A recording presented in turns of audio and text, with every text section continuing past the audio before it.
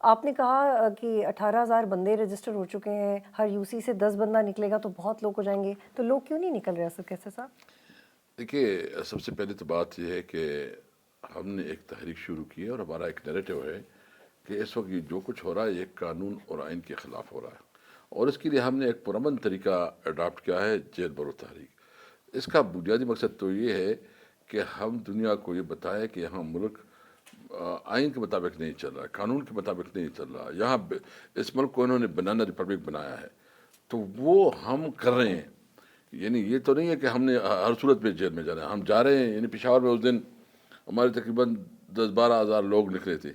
ہمارے جتنے لوگ نکلے تھے جیل جانے کے لیے اتنا تو پی ڈی ایم کا جلسہ نہیں ہوتا۔ پھر تتر بتر ہو گئے نا بعد میں۔ نہیں، تتر بتر نہیں ہو گئے، ہم شام تک بیٹھے رہے ہیں۔ بات ادھر جو تانے میں گئے وہ صرف اعلانات کرتے تھے اور ڈرامے کے لیے۔